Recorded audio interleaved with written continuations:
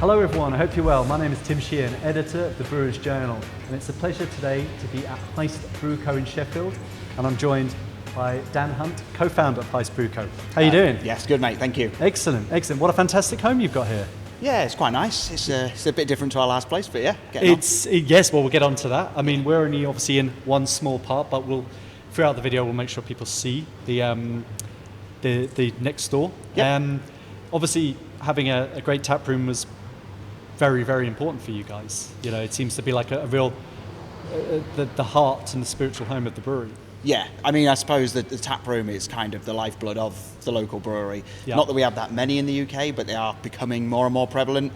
But when we first started up, one of the key things that we wanted to have was a direct to customer route, and finding the right venue in the right area that was going to have enough footfall was sort of imperative to our plans to move forward. Yeah, and obviously we have an active brewery just out of shot, and we've got the tap room that's just open, so it's a nice buzz, a literal buzz. Yep. About the place. And what was the building before? The building before, it was abandoned for about 11 years before we had it. So during COVID, the whole roof was off and everything. It was a bit of a long journey to get here, let's put it that way. But originally the building made knives, so there's a lot of old cutlery works around this area, and that's what it originally was. I think there's a real fascinating history to be had about the old brewery sites in the UK. You know what their previous format was. Obviously Springwell in Leeds was they previously, I think, used to make leather. Yeah. And there's countless others as well. So it's and as we just said, it's a working brewery. People are here. It's great to see a great buzz about that. So but this wasn't always the home from day one, though. No, we started off in a small village called Clowne. Mm-hmm. Clowne with an E on the end. Yes, yeah. So that was our original home. The main reason for that being, where we are now in Sheffield is pretty busy going out area, and Clowne was a little bit more affordable, and we just found a really great space in an old school building. So we managed to secure that, and we were there for 3 years prior to COVID. Yeah. And then just before COVID, we acquired this site, and then the build started to sort of expand the brewery operations mainly. And obviously, you're not from Sheffield, but your co-founder, business partner, Adam, is originally from here. Yes. So where was home for you? I'm from Hereford. Oh, so, fantastic. Yeah, a little bit different cider country. Yeah, I drank that much cider when I was younger that it put me onto beer. So what lured you, what made you fall in love with Sheffield? I don't know. There was a few bits. I think the main thing is that Hereford's quite a small town. City but town, whereas Sheffield's got a similar vibe, but there's just a lot more going on. So coming from a quite sleepy small city to something a little bit more metropolitan, a little bit more going on, but nothing ridiculously big. I mean, I lived in Brentford for a while, and you spend quite a lot of time in London, and I absolutely loved it, but living there full time wasn't really it. And Sheffield's just got so much green space, really good sort of independent vibe about it as well. So just landed here and never looked back. I mean, was it? Obviously, it's a couple of years in the making.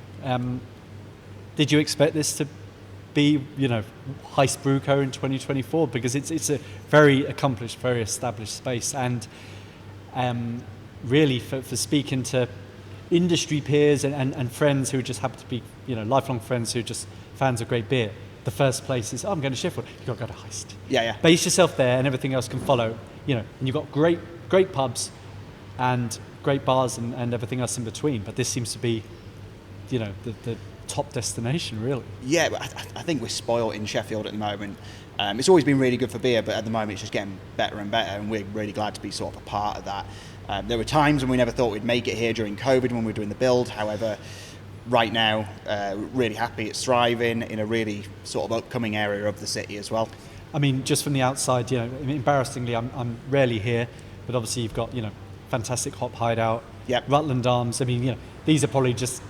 Someone said, "Oh, you're going to London," and someone's saying, "Probably go to Leicester Square and Covent Garden." Yeah. So the classics. I mean, where else has, is sort of a must-see for you if someone coming to Sheffield for the first time? Oh, I mean, you nailed those two down. They're both great. Hop Hideout's currently moving as well at the moment, which we're really excited for. There's a really new bar on the scene called the Old Shoe, which is kind of in the city centre. That for me is one of the best bars in the country right now. Yeah. You mentioned the Rutlands. You've got their sister bar, the Crow, which isn't too far from here. There are Countless. so many. So many. Do you feel despite not being from Sheffield, do you feel that Heist is a Sheffield brewery?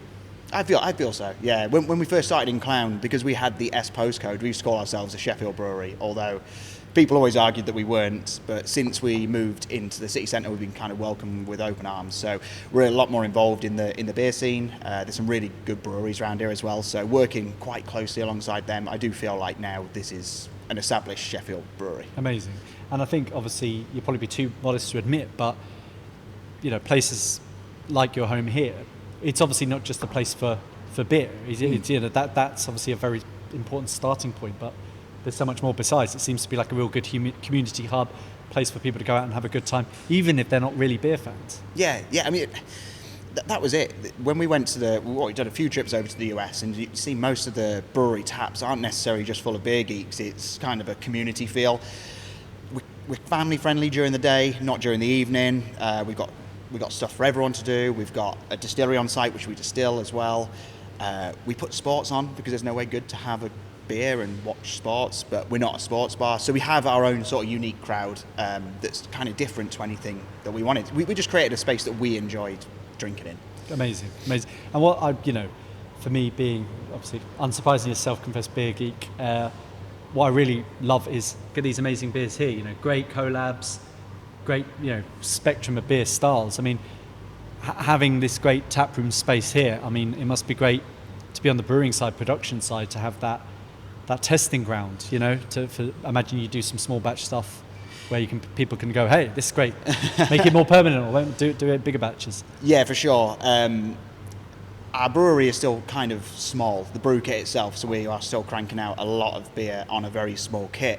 However, the brewery team that we've got at the moment are just really nailing different, like, crazy styles, yet nailing down the classics as well. Yeah. But we've always just had that little bit of creative freedom to not worry too much about the process in terms of the costings, because number one, we have an outlet to sell it to directly. Yep. And number two, we're not huge yet. Now, when we get the upgrade at some point, hopefully this year, that might change slightly, but we'll have to dial some stuff. What we're looking at on the as much as you're able or want to say, in terms of upgrading this side of things. So we're currently looking at sort of 3x in the size. Currently we do it's 5 barrels, so up to about 15 barrel size. The tap room just takes that much. That the brew kit we got here alone is enough just to service the bar. However, we still do export, we still do national delivery, and it's a lot of work. And usually within about 2 or 3 days of putting a beer list live, everything's gone. And then it's a process of starting all again and waiting. So anybody who's ever bought anything from us will know there's usually a 4 or 5 week gap between releases, and that's purely just down to how quick things sell and how slowly we can produce them. I suppose, it's cliche, but it's like a nice problem to have, isn't it? Yeah. Having too many people wanting your beer, especially when it's your own direct, customers, aka the tap room. Yeah, no, it's really good. It's really good. It was really, really good for the first couple of years, and it gets a little bit frustrating. There's always that sort of fear that you're going to drop off the radar a little bit if you can't service your customers. So really the focus this year is to get that upgraded and get more beer out there. Great stuff. And while you're Sheffield based, I feel like you're kind of globally influenced with the amount of, was it 40 or 60 collaborations you've done or with the various breweries over the years? Yeah, people do take the mick out of us, right? I've heard it a few times. But yeah, we when we first started, we weren't a brewery, we were a bar. So a lot of our influences sort of were based mainly on the collaborations that people were willing to do with us when we're doing tap takeover events. So it's just something that we've really enjoyed doing. We have a lot of taps here at the tap room, so being able to fill that with collabs, because we can't necessarily produce everything here, and just making friends around the industry is cliche as that is. Yeah. No, it's great. I mean, when you were in your infancy running that fantastic bottle shop, what were the sort of breweries, I suppose, in the UK or further overseas and stuff that really lit that fire in you and was like, hey, this is something I want to be involved in? Well, there was a few. I mean, a couple. Probably the biggest influence at the time was, I know they were very new themselves, but Neon Raptor. Yep. Mainly because we were speaking to Adam quite a lot before we opened up, because we had a space, and he was currently brewing out of Black Hole Brewery in Burton, and he was looking for somewhere. We had a space for a brewery. We offered it to him to have a look at, and he just wasn't quite big enough. Yeah. And he basically just said, "Well, why don't you do it yourselves?" And that was it, really. We saw the stuff he was doing, the beers that were coming out, and at the same time, all the Cloudwater Dipper series. It was just an explosion of new breweries and crazy beers coming out. Yeah.